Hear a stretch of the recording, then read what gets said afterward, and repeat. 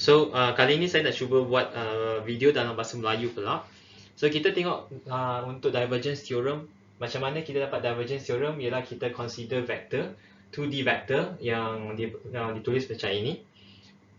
Lepas tu kita tengok kepada bahagian sebelah kiri sebenarnya. Sebelah kiri Green's theorem, dia punya expression macam ini, dan kita masukkan ataupun kita ambil Q ni sebagai Vx. So Vx dan P kita ganti dengan negatif Vy.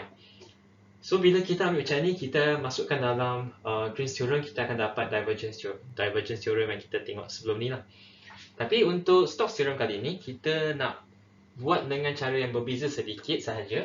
Starting point dia tetap sama, kita consider vector 2D macam ini. Kita tengok Green's theorem, tapi Green's theorem sekarang Q ni kita tak akan replace dengan Vx, tapi kita akan replace dengan Vy. So Q sama dengan Vy, dan P kita sekarang ubah kepada Vx. So bila kita ada equation, kita ada term macam ni, kita masuk dalam Green's theorem kita sebelah kanan, sebelah kiri sebenarnya. Sebelah kiri, so yang ini kita akan dapat A.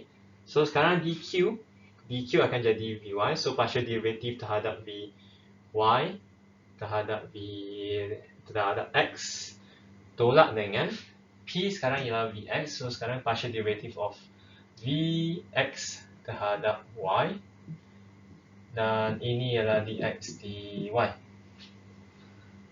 Okay, so sekarang kita nak kena pasti term ni dia masuk dari dekat bahagian mana. So kalau kita ingat curl of f, kalau kita ada satu vektor f, kita ambil curl of f, apa yang kita akan dapat ialah, kalau tulis dalam bentuk matrix, ni akan ada ij k, sini ialah partial derivative terhadap x, partial derivative terhadap y, partial derivative terhadap z, dan ini ialah fx, fy, fz. Dan kalau kita tengok dekat komponen bahagian k, k kita akan dapat partial derivative terhadap x terhadap y, fx, fy, dan ini akan sama dengan partial derivative fy x tolak dengan partial derivative terhadap y fx.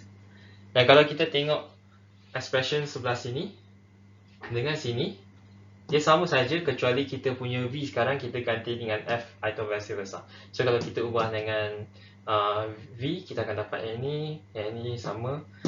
Dan ini bermaksud bahawa term yang ini kita boleh tulis sebagai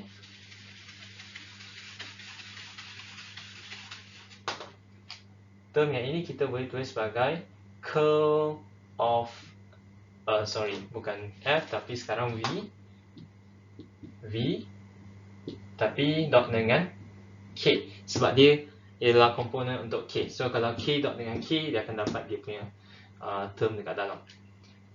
So yang ini ialah kita punya bahagian kiri Stokes theorem kita.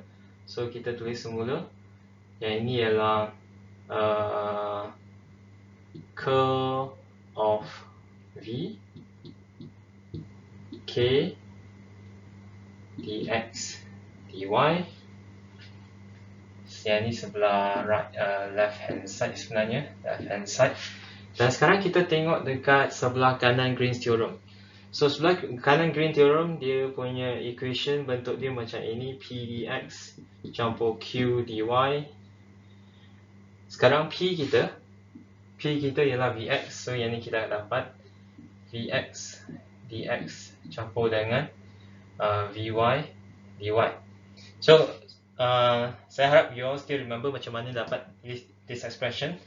Yang ini kita sebenarnya boleh tulis dalam bentuk vector v ni kita boleh dot dengan dr. Okay, dan kita akan dapat ini. Tapi kalau tak sure macam mana dapat ni, biar kita tulis semula kat sini. So v x I campur vy j, yang ini untuk term v. Lepas tu kalau dr, kita akan dapat dxi campur dyj. So vx dx vy dy. Then you akan dapat this term. Alright, so let's just remove this one. Right, so this is right hand side of Green's theorem.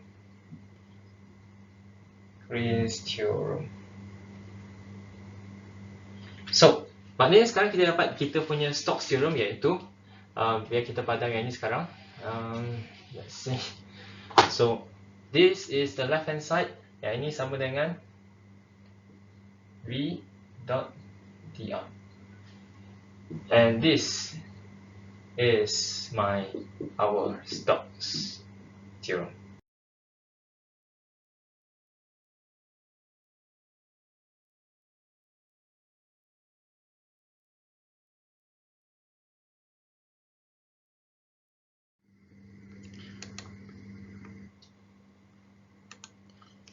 So now we have derived the Stokes theorems in 2 dimensions, which looks like this one, exactly the same that we have obtained just now.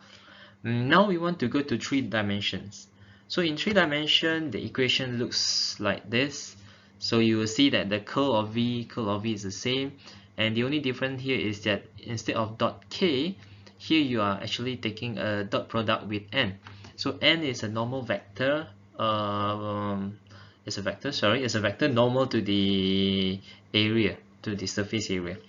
Okay, so here instead of a, now this is sigma, but here you have to be very careful because now this sigma, this is for open surface.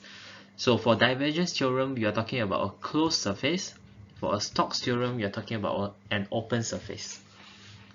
And then here, this is still a line integral, but now you write it the partial derivative of sigma, and this is a curve bounding the open surface. So we'll see what does it mean.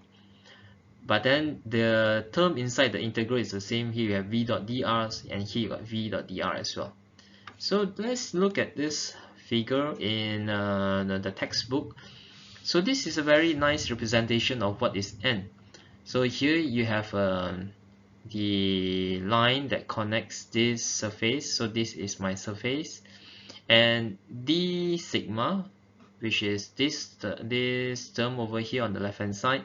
This sigma is an element of your surface, okay? And at each of these elements, you can define a vector which is normal to this surface that we wrote as n. Now, here, this is not very obvious, but let's go to the figure 11.3. Here, this shows you what is the term on the right hand side here.